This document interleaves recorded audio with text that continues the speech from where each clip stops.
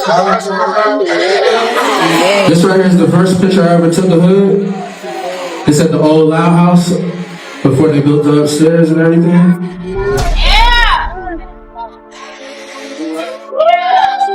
The night began with silence, but silence never lasts when grief and truth collide.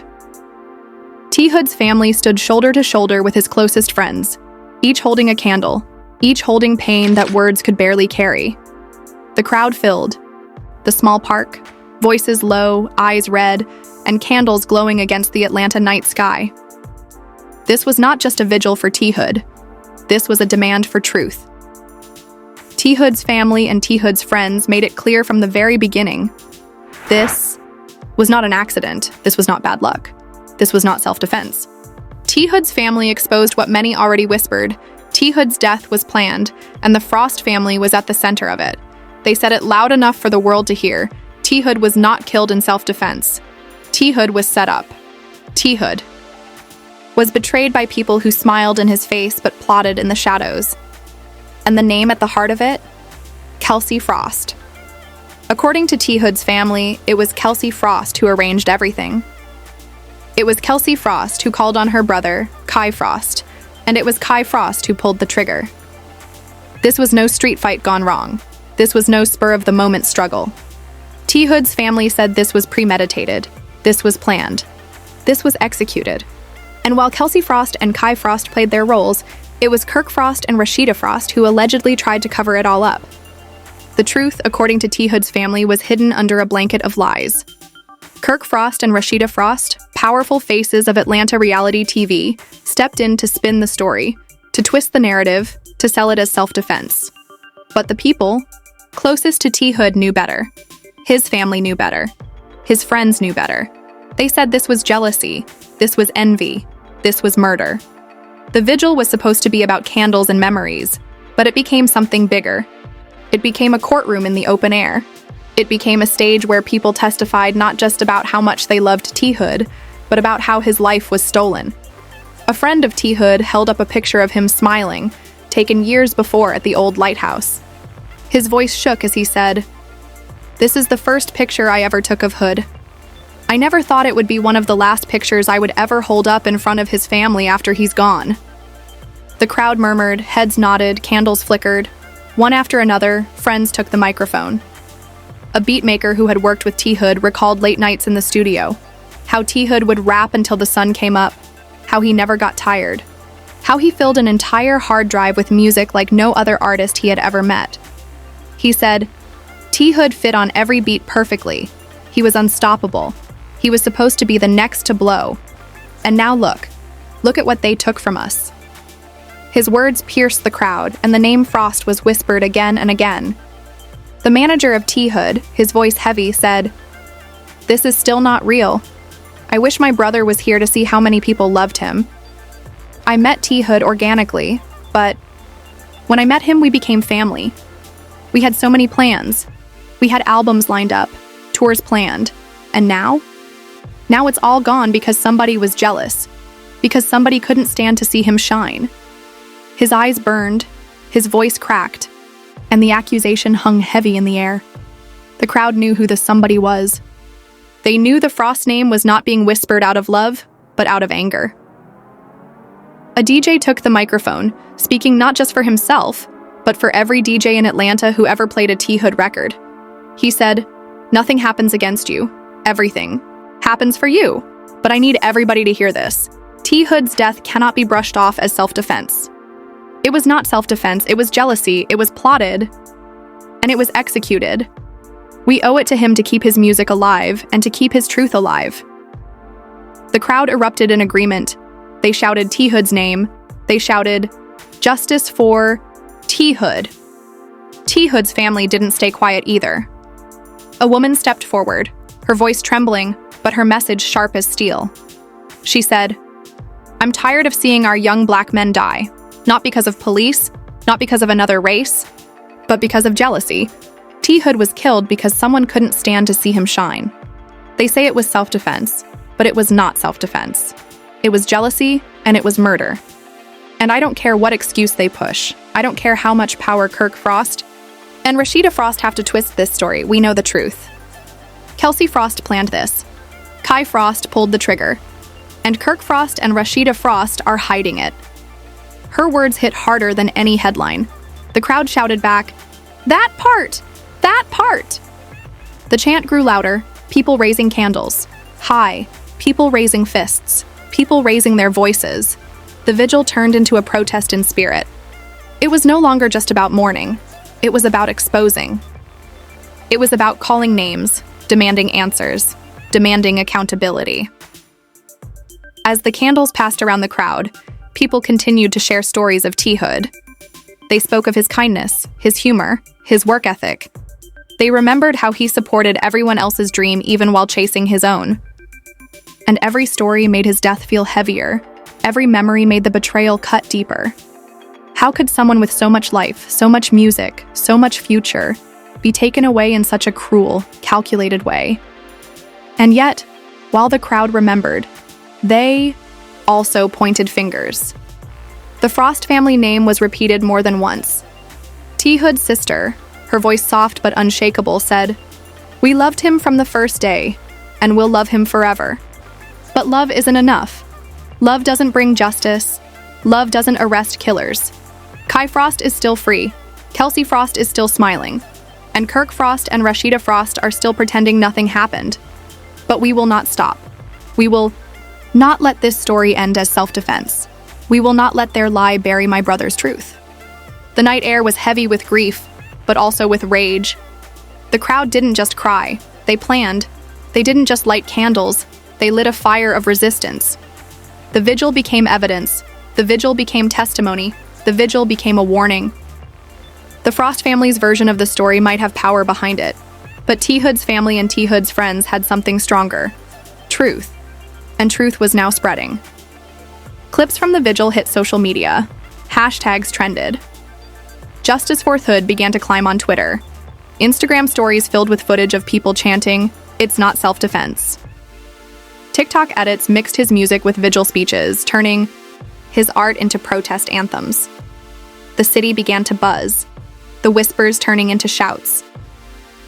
By the time the vigil closed, people knew this was only the beginning. This wasn't just about mourning T. Hood. This was about exposing Kelsie Frost. This was about calling out Kai Frost.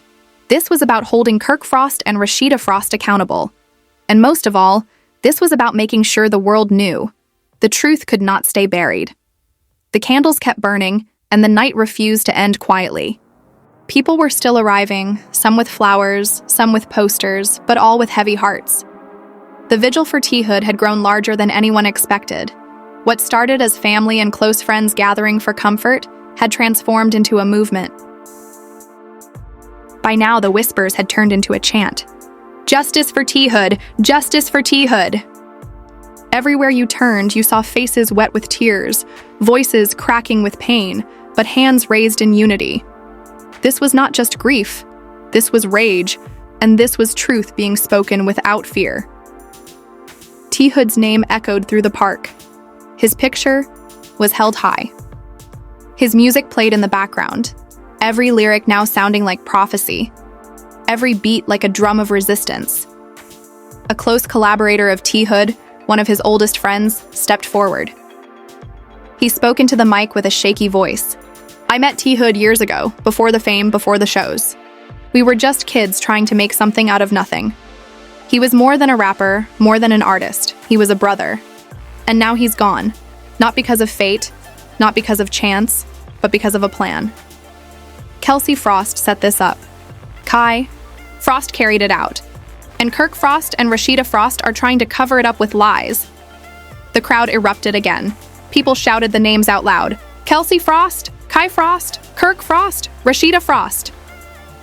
The sound carried across the night, bouncing off the walls of the gazebo and into the streets beyond. There was no hiding now. The vigil had become a trial, and the verdict was clear in the people's hearts. This was murder, not self-defense. Another speaker, a producer who had spent countless nights in the studio with T. Hood, shared his pain. "I seen T. Hood work harder than anybody in this city. He didn't take shortcuts, he didn't ask for handouts. He built everything from the ground up. And for what? For jealousy to take it away? For envy to pull a trigger? Don't tell me it was self-defense. Don't tell me it was an accident. Kelsie Frost knew what she was doing. Kirk Frost knew what he was doing. And now Kirk Frost and Rasheeda Frost think they can sell us a story. And we'll believe it? No. We see through it. We know the truth. The crowd began chanting louder. It's not self-defense. It's not self-defense. The chant shook the ground. The kind of sound you feel in your chest. The kind of sound that refuses to be ignored. People raised their candles higher. Some raised signs. Some raised pictures of T. Hood smiling. His face looked back at them like a reminder of why they were there. To make sure the truth didn't get buried with him. One of T. Hood's cousins took the microphone. Tears ran down her face as she spoke. We've been quiet for too long. We've been hurting in silence while they twist the story, but not anymore. T. Hood deserves more. He deserves justice. And I will say it again and again until people understand. Kelsie Frost planned this. Kirk Frost pulled the trigger. And Kirk Frost and Rasheeda Frost are lying to protect them. That's the truth. That's what really happened. The crowd's anger grew heavier with every repetition of those names. They no longer felt like whispers. They felt like weapons. Every time someone said Kelsie Frost or Kirk Frost, it cut through the air like a blade. Every time someone shouted Kirk Frost or Rasheeda Frost, it dripped with betrayal. The Frost name, once tied to music and reality TV, was now tied to suspicion, lies, and blood. A well-known Atlanta DJ who had spun T. Hood's records for years stepped up next. His voice was calm but carried power. When I played T. Hood's music in clubs, the crowd lit up every time. He had that spark, that real spark you can't fake. And now he's gone. I want you to hear me. When people like Kirk Frost and Rasheeda Frost try to say it was self-defense, they are lying to you. They are protecting their own. But the streets know. We all know. This was a setup. Kelsie Frost made the call, Kirk Frost did the act, and now they want to bury the truth. But we won't let them. The crowd chanted back at him, "We won't let them! We won't let them!" The energy grew, candles waving in the air like torches of resistance. Social media lit up even more. Lives were being streamed from the vigil. Hashtags like Justice for Hood, It Was Not Self-Defense, and Dr. Frost Family Exposed trended across platforms. People who couldn't be there physically were tuning in online, typing T. Hood's name again and again in comment sections. They demanded justice. They demanded accountability. They demanded arrests. Then, a family member of T. Hood grabbed the mic, her voice raw with rage. They think they can hide behind money and fame. They think they can twist words and bury reports. But let me tell you something. T. Hood's truth will not be buried. We will say it over and over until the world listens. Kelsie Frost, you set this up.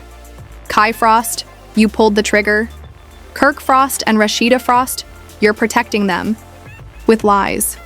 But you can't hide forever. You can't stop this movement. The truth is coming out whether you like it or not.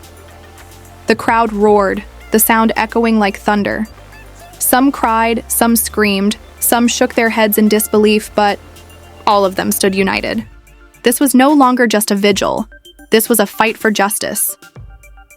By the middle of the night, more speakers had come forward. Each one repeated the names. Each one tied the Frost family to betrayal. And each one swore to keep T. Hood's name alive. Not just through his music, but through their demand for truth. The vigil became a symbol. The city could feel it. The Frost family might have thought they controlled the story. But T. Hood's family and T. Hood's friends had lit a fire that wouldn't burn out. The candles burned low, but the fire inside the people only grew stronger. By now, the vigil had shifted into something far bigger, something no one could stop. The voices of T. Hood's family and T. Hood's friends had lit up a movement. What began as a night of mourning had become a war cry. The truth was no longer whispered in corners. It was shouted in chants, written on posters, trending in hashtags. Justice for T. Hood! Justice for T. Hood! Echoed through the night like thunder rolling across the city. And everyone knew who those chants were aimed at. Kelsie Frost, Kirk Frost, Kirk Frost, Rasheeda Frost. One after another, people stepped forward, repeating the truth that the Frost family wanted buried. They shouted that Kelsie Frost planned this from the beginning. They shouted that Kirk Frost pulled the trigger. And they shouted that Kirk Frost and Rasheeda Frost were covering it up, spinning lies about self-defense while the real story stayed hidden. But the most chilling truth of the night came when one of T. Hood's uncles raised the microphone. His voice carried the kind of power that silences a crowd. Do you know why they can lie so easily? Do you know why they can call it self-defense when it was murder? Because the police are helping them.